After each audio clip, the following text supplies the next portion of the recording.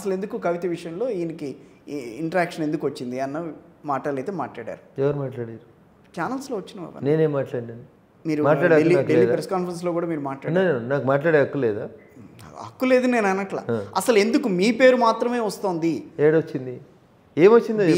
BRS కవిత వ్యవహారంలో మీ పేరు మాత్రమే ఎందుకు వచ్చింది? కవిత బెయిల్ విషయంలో ఎన్డీఏ ప్రభుత్వం చూసి చూడనట్టు వ్యవహరించిందా? అక్కడ కేజ్రీవాల్ వ్యవహారం, ఈయన మరి కేజ్రీవాల్కి కూడా బెయిల్ రావాలి కదా, మరి అట్లా అయితే కవితకు బెయిల్ ఎవరు ఇచ్చారు? బీజేపీ ఇచ్చిందా? లేదు, ఇవ్వలేదుగా. సుప్రీం నరేంద్ర మోడీ గారు ఇచ్చిరా? లేదు కదా. రఘునందన్ రావు వాదించిందా? లేదు, వాదించలేదు. కవిత కేసు వాదించింది ఎవరు? అభిషేక్ సింగ్ గారు. కపిల్ సిబల్ వాదించిండు. రోహిల్ ముద్గి రోహిత్ ముకుల్ రోహత్గి వాదించిండు. రఘునందన్ రావు వాదించలేదు. వాదించాల. కవిత బెయిల్ ఆర్గ్యుమెంట్ చేసిన ముకుల్ రోహిత్కి 2 రోజుల తర్వాత ఓటుకు నోటు కేసులో రేవంత్ రెడ్డి కేసు వాదించిండు. మరి అదెందుకు కనబడతలేదు మీడియాకి? సో అది కూడా అసలు అక్కర్లేదు అని కొట్టిపారేశారుగా మొత్తం. ఏం అక్కర్లేదని కొట్టేసి, ఓటుకు నోటు కేసు లేదని కొట్టేసి ఓటు నోటు లేదని అన్నారు కదా. అదే మీ మిస్ఇంటర్ప్రిటేషన్. అంతేనా? ఓటుకు నోటు కేసు లేదని సుప్రీంకోర్టు ఎప్పుడు చెప్పలేదు.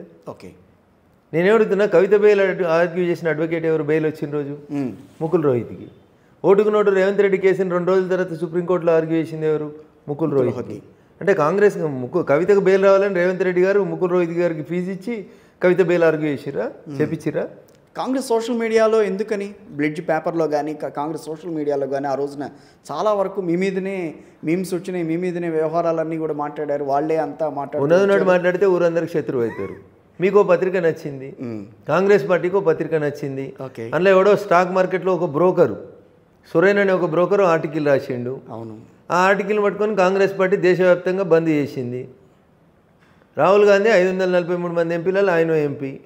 కాకపోతే వాళ్ళ నాయన ప్రధానమంత్రి, వాళ్ళ నాయనమ్మ ప్రధానమంత్రి, వాళ్ళ తాత ప్రధానమంత్రి. నాకు అట్లా లేకపోవచ్చు, కానీ నేను అదే ప్రజాస్వామ్యంలో, అదే బిఆర్ అంబేద్కర్ గారు రాసిన ప్రజాస్వామ్యంలో ప్రజలు ఓట్లేస్తే గెలిచిపోయిన 543 మంది ఎంపీలలో నేను ఒకరిని. రాహుల్ గాంధీకి ఒక పేపర్ నచ్చింది, నాకు బ్రిడ్జ్ పేపర్ నచ్చింది. బ్రిడ్జ్ పేపర్ వచ్చిందని కూడా సమాధానం చెప్పాలి కదా. రాహుల్ గాంధీ అంటే ఉత్తుతోడు కాదు కదా, ఉల్లిగడ్డ కాదు కదా. రాహుల్ గాంధీ చాలా పెద్దోడు కదా, లీడర్ ఆఫ్ అపోజిషన్ కదా, వాళ్ళ నాయన ప్రధానమంత్రి కదా, వాళ్ళ నాయనమ్మ ప్రధానమంత్రి కదా, వాళ్ళ తాత ప్రధానమంత్రి కదా. అసొంటి ఆయన గురించి ఆయనకు పెళ్ళయిందని, ఆయనకు శ్రీమతి ఉందని, ఆయనకు కొడుకు ఉన్నాడని, ఆయనకు కూతురు ఉన్నాడని ఈ దేశ ఎల్ఓపిని ఉద్దేశించి బంగ్లాదేశ్లో ఉన్న ఒక రిపోర్టర్ వార్త రాస్తే, అరే నా సహచర ఎంపీగా రాహుల్ గాంధీకి అవమానం జరిగింది, దీని మీద మాట్లాడాలి, ఆ పేపర్ మీద కేసు పెట్టాలని సోనియమ్మ దగ్గరికి పేపర్ తీసుకొని పోయినా. What is wrong in it? Right, what is wrong in it అంటున్నా. తప్పేం లేదు. నా సహచర ఎంపీ మీద తప్పుడు వ్యాఖ్యానం చేసినప్పుడు నేను మాట్లాడినా, దాన్ని మీరు ఎట్లా తప్పు పడతారు? అంటే ఇక్కడ కాంగ్రెస్ పార్టీ సోషల్ మీడియా ఏం చేసిందనే దానికి రఘునందన్కి ఏం సంబంధం ఉంటుంది? రఘునందన్ మాట్లాడిందంటే తప్పుంటే మీరు ఎప్పుడు రఘునందన్ సమాధానం చెప్తాడు.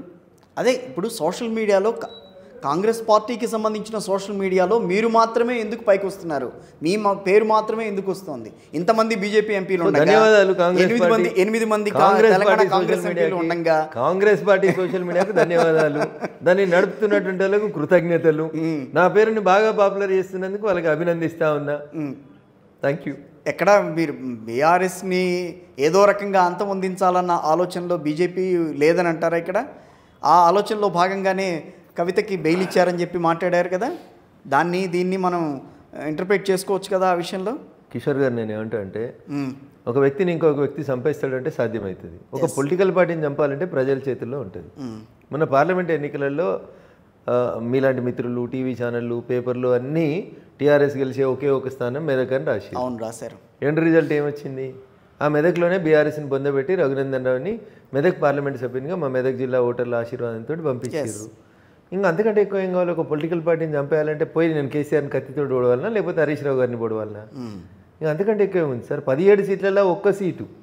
ఆగిలి వాళ్ళు పుట్టిన ఊరు కూడా గెలవకపోయినరు అని అంటే ఇంకా పార్టీ ఉన్నట్టా సచ్చినట్టా? అంటే బీఆర్ఎస్ని ఇప్పుడు మీరు కలుపుకోవడానికి సిద్ధంగా ఉన్నారా, ఉన్నట్టా లేనట్టా? అసలు వచ్చిన స్పెక్యులేషన్స్ ఎందుకు బయటకు వచ్చినాయి ఆ రకంగా? కాంగ్రెస్ పార్టీ తనకు జరుగుతున్నటువంటి ఇబ్బందుల్ని సోషల్ మీడియా ద్వారా ఇట్లాంటి తప్పుడు వార్తలు రాయించుకుని ఏదో అంటారు కదా, పైశాచిక ఆనందం పొందేటువంటి ప్రయత్నం తప్ప ఇంకొకటి కాదు. బీఆర్ఎస్ తోటి మాకేం సంబంధం? బీఆర్ఎస్ టీఆర్ఎస్కి ఉన్నప్పుడు 2004లో ఎవరితో పొత్తు పెట్టుకొని పోటీ చేసారు? కాంగ్రెస్ పార్టీతో పొత్తు పెట్టుకొని పోటీ చేశారు. ఈ రాష్ట్రంలో మంత్రి పదవులు ప్రభుత్వంలో పంచుకున్నది ఎవరితోటి? కాంగ్రెస్ తోటి. ఢిల్లీలో మంత్రి పదవులు పంచుకున్నది ఎవరితోటి? కాంగ్రెస్ పార్టీతోటి. ఆ తర్వాత మేము 3 సార్లు అయింది మేము అధికారంలోకి వచ్చి. మొన్న నరేంద్ర మోడీ గారు 3వ సారి ప్రధానమంత్రి ప్రమాణ స్వీకారం.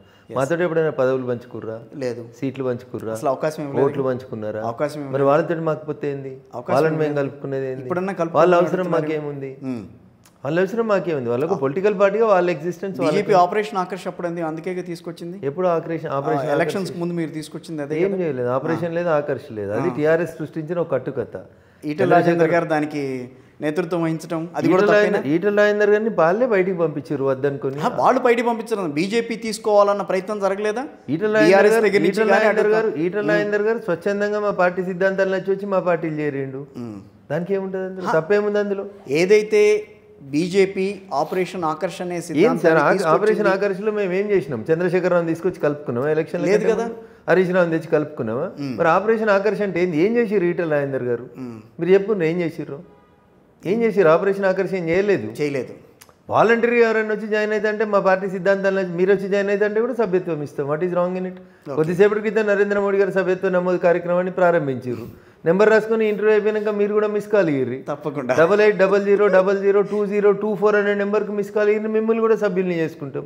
మరి ప్రపంచంలో అందరికంటే పెద్ద పార్టీ, దాంట్లోకి ఎవరు వస్తామన్నా మా సిద్ధాంతాన్ని వచ్చి వస్తామంటే మేము ఎందుకు వద్దంటాం? కానీ రఘునందన్ గారు ఇంత రాజకీయ అనుభవం ఉంది కదా, మిమ్మల్ని అడగడానికి కారణం ఏంటంటే ఎందుకు బీఆర్ఎస్ అనేది బీజేపీలో కలవబోతోంది అన్న పదం బయటకు వస్తుంది అనేది ఇక్కడ.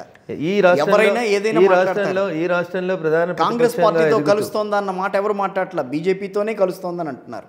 అది ఎందుకంటే ఈ దేశంలో చాలా మంది మీడియా మిత్రులు ఎర్రజెండాకి వచ్చిన వాళ్ళు ఉన్నారు. అవును, చాలా టీవీ ఛానళ్ళు వాళ్ళ చేతిలో ఉన్నాయి. పొద్దుగాలైతే అనలిస్టుల రూపంలో వచ్చే చాలామంది పెద్దలు కూడా అదే పార్టీలోకి వచ్చిన వాళ్ళు. వాళ్ళకి సూటిగా నేను ఒక ప్రశ్న అడుగుతా ఉన్నాను. నేను కేశవరావు అనేటువంటి టీఆర్ఎస్ పార్టీ రాజ్యసభ సభ్యులు కాంగ్రెస్ పార్టీలో చేరి ఏడాదిన్నర టైం ఉంది ఆయనకి. కాంగ్రెస్ పార్టీలో చేరిన ఏ ఎమ్మెల్యే రాజీనామా చేయలేదు టీఆర్ఎస్ గుర్తు మీద గెలిచి. ఒక ఆయన అయితే ఏకంగా ఎమ్మెల్యేగా ఉండి ఎంపీగా పోటీ చేసిండు కాంగ్రెస్ పార్టీ గుర్తు మీద. అప్పుడు ఏ మీడియా కడుపును వేయలేదు, ఏ మీడియా కూడా అడగలేదు. కానీ ఇలా మీడియా మమ్మల్ని అడుగుతా ఉన్నది. నేను అదే మీడియాని మీ ద్వారా 2 ప్రశ్నలు అడగదలుచుకున్నాను. కేశవరావు అనేటైనా ఏడాదిన్నర ఉండగా ఖాళీ చేసిండు. ఖాళీ చేసినప్పుడు ఏం చెప్పిండు? నేను నైతిక విలువలకి దానికి కట్టుబడి ఉన్న బీఆర్ఎస్ పార్టీ ద్వారా సంక్రమించిన రాజ్యసభ సభ్యత్వానికి రాజీనామా చేస్తున్నా అన్నాడు. రాజీనామా చేసిండు. ఎన్నికలు వచ్చినాయి. కేశవరావు గారు రాజీనామా చేసిన సీటు టీఆర్ఎస్ రాజ్యసభ సభ్యత్వం. టీఆర్ఎస్ పార్టీకి అసెంబ్లీలో టెక్నికల్గా 38 మంది ఎమ్మెల్యేలు ఉన్నారు. 10 మంది ఎమ్మెల్యేలు సంతకం పెడితే నామినేషన్ వేయవచ్చు. 38 మంది ఎమ్మెల్యేలు ఉన్న టీఆర్ఎస్ పార్టీ నామినేషన్ వేయలేదు.